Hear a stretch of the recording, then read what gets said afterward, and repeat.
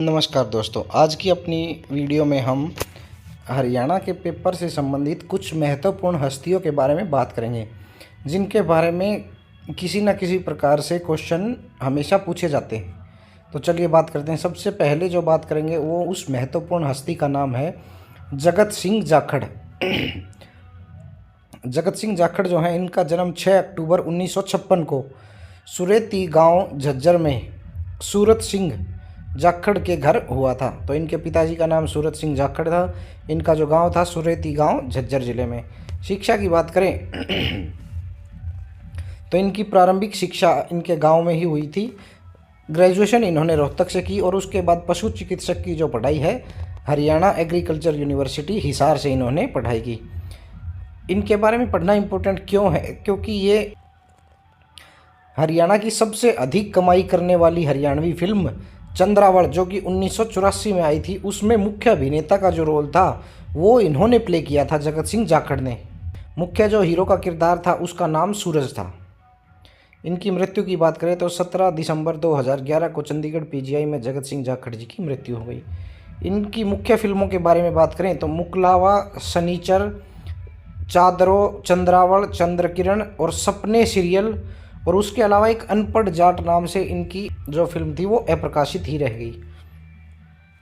तो इनकी जो चंद्रावल फिल्म है उसके बारे में और सपने जो सीरियल है उसके बारे में पेपर में क्वेश्चन पूछे जाने के पूरे चांसेस रहते हैं, इसीलिए हमें इनके बारे में पढ़ना हमारे लिए इम्पोर्टेंट हो जाता है।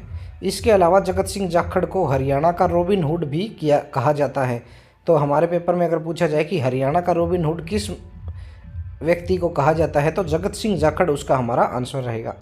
अगले जो इम्पोर्टेंट व्यक्ति हैं हमारे पेपर के लिए, उनका नाम है राजेंद्र सिंह खरकिया जी।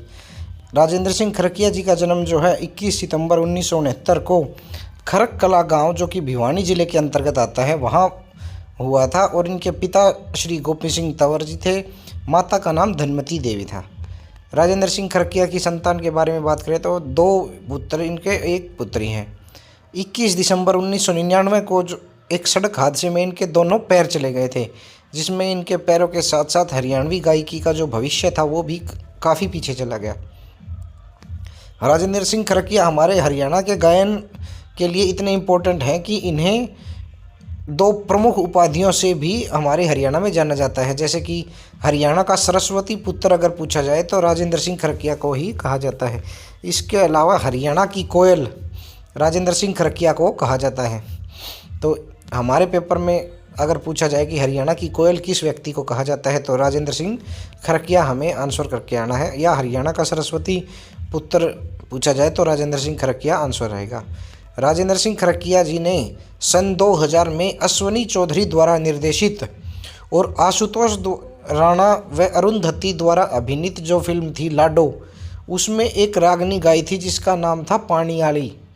वो रागनी पूरे विश्व भर में इतनी प्रसिद्ध हुई कि राजेंद्र सिंह खरकिया भी हरियाणा के गायन में पूरे विश्व भर में प्रसिद्ध हो गए। यह पहली हरियाणवी फिल्म थी जिसने राष्ट्रीय पुरस्कार जीता था। तो लाडो फिल्म के बारे में अगर हमारे पेपर में पूछा जाए कि प्रथम हरियाणवी फिल्म जिसने राष्ट्रीय पुरस्कार जीता था तो लाडो फिल्म ही हमारा आंसर रहेगा। राजेंद्र सिंह खरकिया जी के पुत्र की बात करें तो केहर सिंह खरकिया व दिलेर सिंह खरकिया जो इनके पुत्र हैं वो भी हरियाणवी गायन के क्षेत्र में काफ़ी सराहनीय कार्य कर रहे हैं।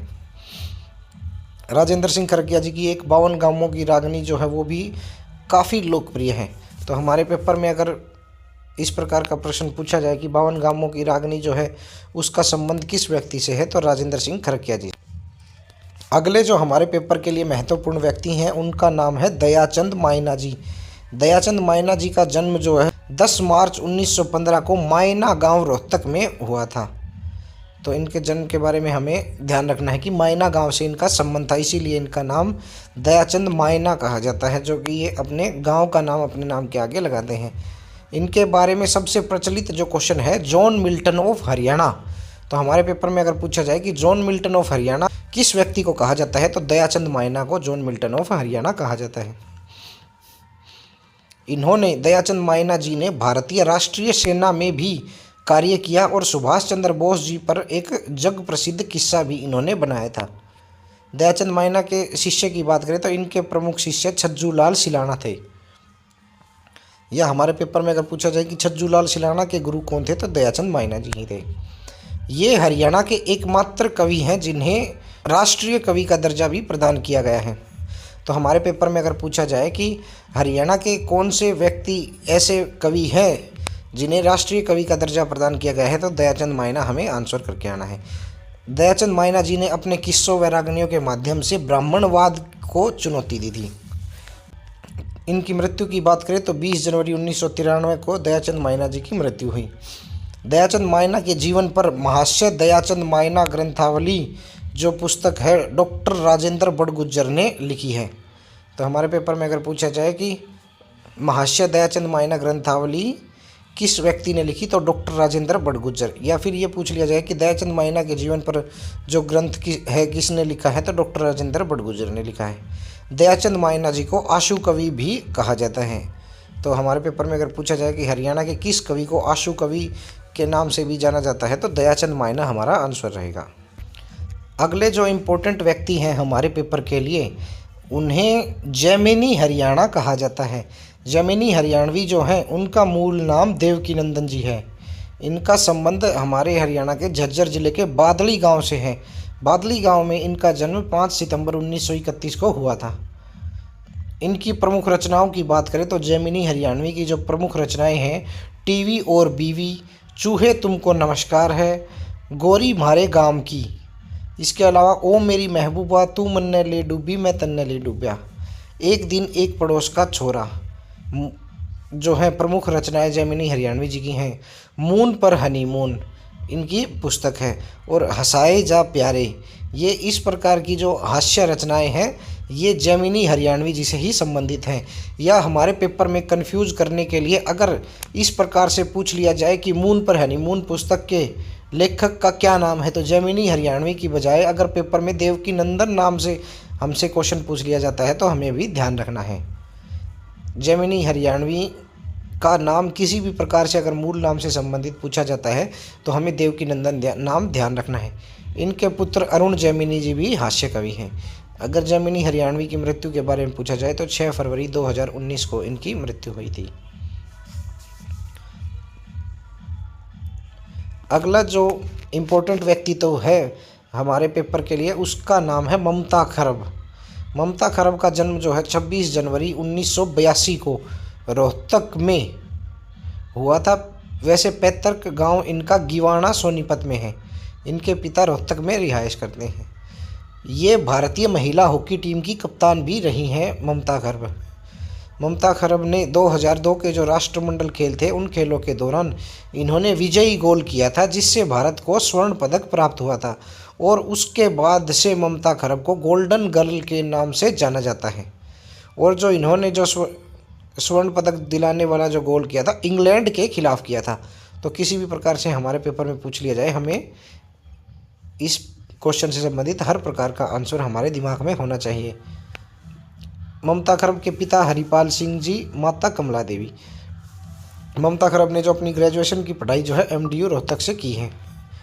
इन्हें 2003 में अर्जुन पुरस्कार, भीम पुरस्कार 2003-04 में प्रदान किया गया।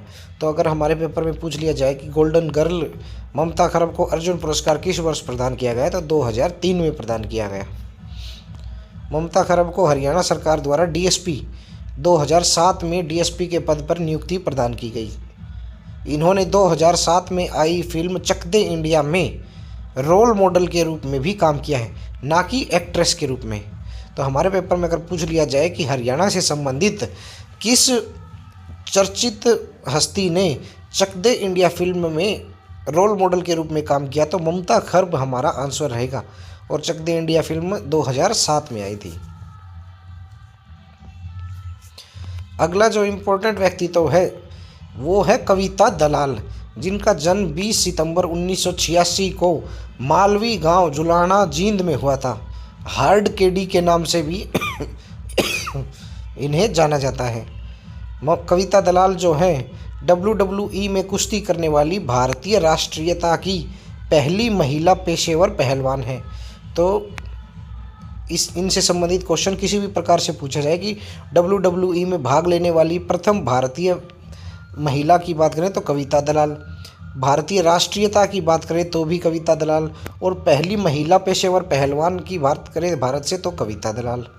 इन्होंने इससे पहले भारोत्तोलन में वेट लिफ्टिंग में भी 2016 में दक्षिण एशियाई खेलों में 75 किलोग्राम वर्ग में गोल्ड मेडल जीता था। तो कविता दलाल का संबंध अगर हमारे पेपर में पूछ लिया जाए और WWE पहलवानी या किसी भी प्रकार से ऑप्शंस में हमें कंफ्यूज किया जाए तो हमें ध्यान रखना है कि वेट लिफ्टिंग अगर हमारे पेपर में है तो हमें वो भी हमारा आंसर हो सकता है। ऑप्शंस के हिसाब से हम देखेंगे उस क्वेश्चन को। कविता दलाल के गुरु की बात की जाए तो द ग्रेट खली जो WWE पेशेवर पहलवान हैं वो कविता दलाल के प्रशिक्षक या गुरु हैं। इन्होंने 2019 से भारत में WWE सुपर लीग शुरू करने हेतु खिलाड़ियों का परीक्षण भी शुरू किया है। इन्होंने जुलाना विधानसभा से आम आदमी पार्टी से चुनाव भी लड़ा था परंतु ये असफल रही। हार्ड केडी के अलावा इन्हें लेडी खली के नाम से भी जाना जाता है।